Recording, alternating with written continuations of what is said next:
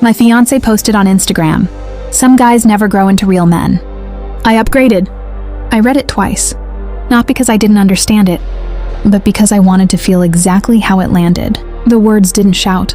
They slid in quietly, like a blade you don't notice until it's already too deep. The photo beneath it was worse. Her hand, still wearing the ring I bought, rested casually on his chest. A new man, a better man apparently. The comments were already filling with laughing emojis. Subtle digs, people choosing sides without asking questions. My phone buzzed relentlessly. Friends sending screenshots. "Bro, you seen this?" As if I could miss it. As if humiliation didn't echo loud enough on its own. I zoomed into the image. Not her, him. And that's when something steadied inside me. Because I recognized him. Not vaguely. Not maybe. I knew exactly who he was. And more importantly, who he belonged to. I've always been the quiet one. The kind of man people trust with responsibilities but not with attention. In every room, I was background noise. Dependable, predictable, easy to overlook. Even in my own engagement, I played that role. Her name was Ariba.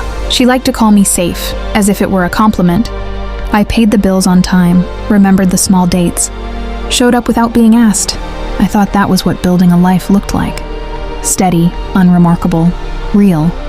But over time, I started noticing how safe slowly became invisible. At dinners, she spoke over me.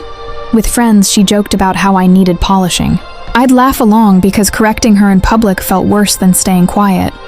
I told myself love required patience, that not every slight needed a response. Still, there were moments that lingered.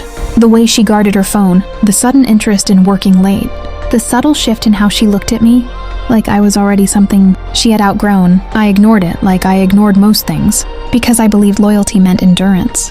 And because I never thought she'd choose humiliation over honesty. That was my mistake. I underestimated how easily someone can rewrite your role in their story. Especially when they've already decided you don't matter. It didn't happen all at once. It never does. It came in small, forgettable moments that only made sense when you lined them up side by side. She started answering messages with her screen tilted away from me.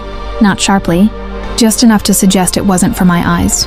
If I walked in mid-conversation, her voice would soften, words trailing off into something unfinished. "Just work," she'd say. A little too quickly, like she'd rehearsed it. At dinner with friends, she'd smile while correcting me. That's not exactly how it happened, she'd say lightly, her tone playful. But her eyes measuring who was listening. Laughter would follow. I'd nod, let it pass. It was easier than pulling the thread.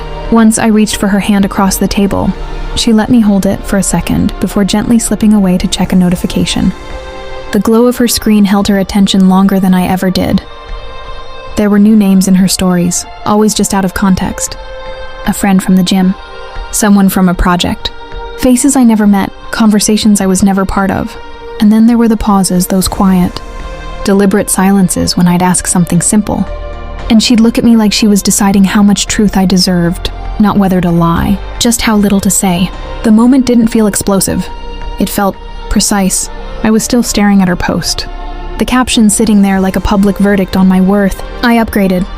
Thousands of people reading it, forming opinions about a story they only saw one side of.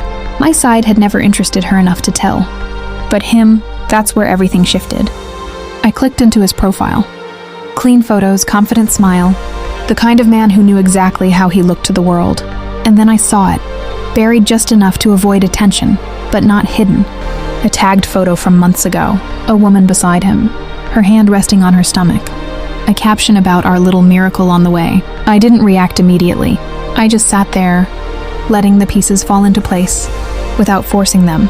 Dates, overlaps, the quiet absences that suddenly made perfect sense. This wasn't just betrayal, it was carelessness, arrogance, the assumption that I wouldn't look closely enough to understand what was being done to me. For the first time, I didn't feel hurt. I felt clear. I typed slowly, "Congrats." Then I opened our engagement photo, the one she had just turned into, a stage, and tagged the only person in that entire situation who still deserved the truth. And I pressed post. I didn't rush to watch the fallout. That would have been reactive, and I'd spent enough time reacting. Instead, I set my phone face down and opened my laptop. Control starts with paperwork. The venue contract was in my name, non-refundable but transferable with notice. I drafted a short email, polite, neutral, requesting a date change due to unforeseen circumstances. No explanations, just options. Vendors followed. Photographer, caterer, decorator. Each one got the same treatment. Quiet adjustments, nothing dramatic. Next, finances. The joint account we'd opened for the wedding still held most of what I had contributed. I documented every transaction, every receipt. Not out of spite, out of clarity. If this turned messy, I wouldn't be the one guessing. I paused at the ring receipt. Custom design. Paid in full, insured. I filed it separately. Then I moved to the guest list. I didn't delete it. I revised it. Names that mattered stayed. Names that came with her narrative didn't. The event didn't need to disappear. It just needed to change shape. Only then did I pick my phone back up. Notifications had multiplied, but I ignored them for a moment longer. Because the point was never to react faster. It was to make sure that when everything shifted, I was already standing somewhere solid. I didn't have to say anything else. By the time I unlocked my phone, the post had already started doing the work for me. Notifications stacked on top of each other, names overlapping, messages arriving faster than I could read them. But I wasn't interested in volume. I was watching the pattern. Her comment section shifted first. The laughing emojis slowed, replaced by question marks. Then came the tags, people pulling in the woman I had quietly added. Her name now sitting beneath our engagement photo, like a truth no one could scroll past. I opened his profile again. It had gone private. Too late. Someone had already screenshotted everything. The tagged photo of him and his pregnant wife. The timeline, the overlap. It spread the way things do when they're real, quickly without needing help. Ariba called. Once, twice, then again. I let it ring. Across the screen I could see her typing, stopping, typing again. Messages appearing, disappearing, reappearing in fragments of panic. I didn't open them, because the moment didn't need my voice anymore. It was unfolding exactly as it should, quietly, publicly, and without distortion. Not revenge, just exposure. And for the first time, the story didn't belong to her. By morning, the silence had a different weight. Not empty, settled. My phone had stopped vibrating nonstop, but the messages kept coming in waves. Not the careless jokes from the night before. These were slower, measured, people choosing their words. Some apologized for laughing too quickly. Others admitted they had believed her without question. A few didn't say anything at all. That told me enough. Her post was gone. His account stayed private. But screenshots don't disappear. They just travel. Mutual friends began distancing themselves in quiet ways. Invitations withdrawn. Group chats shifting tone. No one wanted to be publicly tied to something that messy, that careless. One message stood out. It was from the woman I had tagged. Short, controlled. No anger in the words, but you could feel it underneath. She didn't thank me. She didn't need to.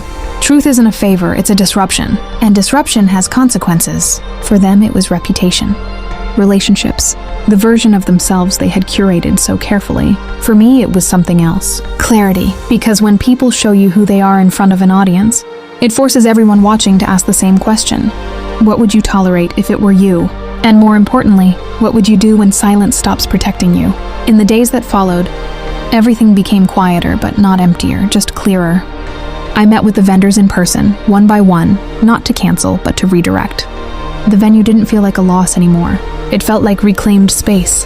What was meant to be a performance of love turned into something smaller. More honest, a gathering of people who had never needed convincing in the first place. Ariba kept trying to reach me. Calls, messages, even a letter left with someone I knew. I didn't open it. Not out of anger, but because I no longer needed her explanation to understand my own worth. For a long time, I thought strength meant staying, enduring, proving that I could be patient enough, steady enough, good enough to be chosen. I was wrong. Strength is knowing when the story you're in has already ended, and having the discipline not to beg for a different version of it. I don't know exactly what comes next, but for the first time that uncertainty feels honest, not threatening. Because I'm no longer building my life around someone else's opinion of me, and the man she thought I'd never become is the one who walked away without saying another word.